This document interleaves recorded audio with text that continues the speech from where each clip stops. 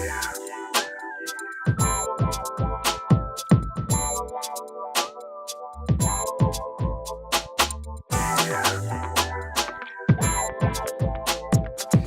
my name is AJ, and thanks for clicking on my channel. Really appreciate you taking the time out of your day to watch this video. If you're not currently a subscriber, go ahead and click that subscribe button, click that like button, and hit the notification bell. That way you'll be notified whenever I make my next video. So today, what we're going to talk about is compound interest. Now, this is a topic that many of you have probably heard of, and some of you may not quite understand how it works. So that's the purpose of this video. Or maybe you're just interested in learning how you can turn $10 into $100. And, this isn't something that's going to happen over the process of one day, even though, there are ways that you can do it in one day. But this is all about passive income and allowing the magic of compounding interest allow your money to grow over time. The definition of compound interest is interest calculated on the initial principal, which also includes all of the accumulated interest of previous periods of a deposit or a loan. So if you have a savings account, when you first open it, let's say you put in $10, for example. Throughout the year, the bank account that you use to put your money in, you would get a certain interest rate for that year. So some of the highest interest rates out there are a little bit over 2%. So we'll use 2% as our example today. Now, if you had $10 to put into your account starting at the beginning of the year, by the end of the year, you would get that 2% return. Now, you would think if you put $10 in your account, at the end of the year, you would have 20 cents because of the 2% interest rate. It's not quite accurate, but because we're dealing with a small number, that is actually what you would get at the end of the year. But once you start dealing with larger amounts of money, let's say if it was $100, 2% would get you $2, you would think. But it really depends on how often the money is compounding. If the bank account is giving you daily compounding, which means it's calculating that interest rate based on every single day, versus something that's either monthly, biannually, or annually. Now, the more often it's compounding means the more money that you're actually going to gain throughout that year. But if it's only compounding annually, then yes, you would get exactly $2 at the end of the year versus daily compounding with $100 in your account. You would have $2.02 at the end of the year. Now, one of the ways you can guesstimate how soon it would take you to double your money. There's a rule called the rule of 72. And basically what it says is that if you divide the interest rate that you're receiving into the number 72, that is approximately how many years it will take you to double the amount of money that you put into that account. So if you're dealing with, you have $10 and you want to double that into $20. At a 2% interest rate, you divide that into 72 and you get 36, which means that $10 would take 36 years before it doubles and you have a total of $20 in your account. Now, of course, that doesn't sound very exciting. Taking $10 and waiting a whole 36 years just to turn it into $20, it's probably not something you want to do. But what you can do is look for ways to get a higher interest rate. And one of those ways is investing in the stock market. Now, if you look at the history of the S&P 500, over the past about 90 years, the average rate of return from the S&P 500 has been almost 10%, like 9.8, somewhere around there. So if you're getting an interest rate of 10%, your $10 would only take 7.2 years to double. And if you had $100, it would turn into $200 after 7.2 years based on that 10% of rate of return. Now you may be thinking, oh wow, I put my $100 in, it took me 7.2 years to get to $200. That doesn't seem like a lot of money, but once you start dealing with larger amounts of money, and if you're continuously adding money to that account each month, let's say you're adding $100 each month instead of just $100 at the beginning of the year, and then you wait until the end of the year and you kind of see what you get. That's when your money really starts to grow. Also, if you think about over the process of 10, 20, 30, 40, 50 years, that money is doubling every 7.2 years. Just to make it a little bit easier math-wise, we're going to use the example of an 8% return, which will be slightly less than what the S&P 500 has given us over the course of the past 90 years. So if we go with an 8% return, We divide that into 72, we get 9 years. So every 9 years, you would double your money. So that means approximately every decade, you double whatever it is you started with just by putting your money into the stock market and letting it grow passively. We're not trading. We're just putting our money into the S&P 500, into an ETF that tracks the S&P 500. And over the course of approximately a decade, 10 years, our money will double. Now, that means every decade your money's doubling. So if you have $100, after 10 years, it doubles into $200. After 20 years, you now have $400. After 30 years, you now have $800. So you get the picture, because it keeps compounding. So every 10 years, whatever money you have at that point, that amount of money is gonna then double again. Not just your $100, but the 100 that turned into 200, the 200 that turned into 400, and then the 400 that turned into 800. And so that's what you want to think about, when you're putting money towards something. Putting your money into a savings account versus putting it in stocks. That's the huge difference in the amount of money that you're going to make over a long period of time.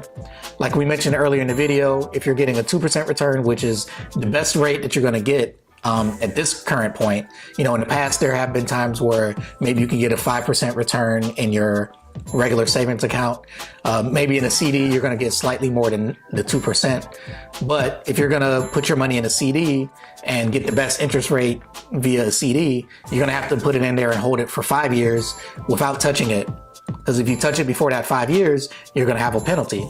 So why not, if you're going to put your money into an account and not touch it for 5 years, why not put it into the stock market where you can get a much higher rate of return within that 5-year period? There are some great quotes out there dealing with compound interest. A few of these people, you may have heard their names before. The first quote says, "Compound interest is the 8th wonder of the world. He who understands it earns it. He who doesn't pays it." Now, this quote is from Albert Einstein. If you Google it, there's a little bit of controversy of, exactly what he said, or if Albert Einstein was in fact the person that said this. But the fact remains that it's a great quote, and it's very true. One of the most true parts in that statement that many people don't think about when they think about compound interest is he who doesn't understand it pays it. And one of the ways that you can pay compound interest, meaning you're not gaining any money, you're giving out more money than you originally would have, is with debt. So you have credit card debt, the interest rate that you're being charged, that is a compounding interest rate. So if you borrow, let's say $100, and at the end of the month, you haven't paid it off, that money is going to be charged an interest rate. So if we use the realistic interest rate that a lot of people are getting out there for a credit card, we'll say 24%, just for easy math. If you divide that by 12 by each month, that means you're getting charged 2% interest every month. So I'll go into another video specifically dealing with how compound interest, or better yet, the interest rate that you're getting on your credit card or your student loans, how that's working against you, and you need to actually pay more than whatever the minimum is. That way that compound interest isn't working against you. All right, so another great quote, also from someone you've probably heard of, is Warren Buffett. Warren Buffett said, "My wealth has come from a combination of living in America, some lucky genes, and compound interest." The second quote from Warren Buffett, "Time is your friend, impulse is your enemy. Take advantage of compound interest and don't be captivated by the siren song of the market." I think he's getting at with, time being your friend and impulse being your enemy, is that if you put your money into the stock market, over time, your money is going to continuously grow. You don't have to do anything. All you have to do is make the first action of putting the money into work. Now, impulse, that could be the impulse of the things that you're buying every day. If you went out and bought some new shoes and they're $50 or $100, whatever the case is, the impulse that you had to buy that product, and it's something that you don't need. Now, if you need specific type of shoes for work, that's totally different. But if you're just buying the newest shoe out there just because you want it, that's an impulse buy. And you could have put that money instead of into this impulse item into the stock market so it can grow for you and that you can have passive income over the long term. So I think that's one of the things he's talking about with impulse. Another thing he could be talking about is the impulse of buying a specific stock. So, there may be some new hot product or some new hot company or social media platform or whatever that's out there. And you may have the impulse to put your money in that individual stock because it's being really hyped up right now. And it may even be really popular. And, it may be a company that's making money at the time, but you don't want to chase around those impulses. And when you're chasing that, what you're doing is, okay, you're buying this one stock and maybe you don't have enough, maybe you only have $1,000 and you're putting your whole $1,000 into that one stock, and then maybe it actually works out for you and it goes up, but there's always going to be an up and down no matter, what stock you put your money in. So if you have that impulse of, okay, I just bought this stock, now I'm going to sell it because at the moment it's not doing that great. And I just heard about this other stock that's really doing well. It gained 100% last year. And so now I'm going to sell the stock that I was in and I'm going to buy this other stock because, it gained 100% last year. Having that impulse of going from one stock to another, that can actually, one, like I mentioned in the previous video, there's a link above, that if you're constantly jumping from one stock to another, and you're trading in and out, you're going to spend a lot of money on fees. You're better off just putting your money in an index fund and just letting it ride, or into an ETF that tracks the S&P 500. Now that you've learned the definition of compound interest and how you can use it to help your money grow, either in a savings account or actually going into the stock market, because that's, one of the places that you're going to be able to get the best compound interest return. And hopefully you're putting more than $10. Maybe that's all you can start off with. But I would say, if you can set aside $10 every pay period or $10 every week, or even $10 every day, depending on, how much money you have available that you can put towards it, you'll see that your money's going to grow very quickly over time. Way more in the stock market than it would if you put it in just a regular savings account that, at best you're going to get 2%. And if you have the average savings account out there with some of the big banks, you're getting much less than that, maybe 0.10%. So I will post another video in the future where I talk about the top 5 savings accounts out there. So make sure you stay tuned for that. Thanks for watching this video. I really hope that you gained some knowledge from this, and I hope this is gonna motivate you to start putting money into the stock market if you're not, or maybe motivate you to put more into it because you see the power of compounding and how it has helped, many people. There are really smart people out there like, Albert Einstein or Warren Buffett, who have some great quotes out there, and you can see from Warren Buffett that he has definitely used the power of compounding to make money in the stock market. Thanks for watching. Remember, if you're not a subscriber, go ahead and click that subscribe button. If you are a current subscriber, thank you. Make sure you hit that like button if you like this video, and make sure you hit that notification bell so you'll be notified whenever I make my next video or some of the videos that I mentioned that I'm going to post in the future. Thanks again for watching. You guys have a great day.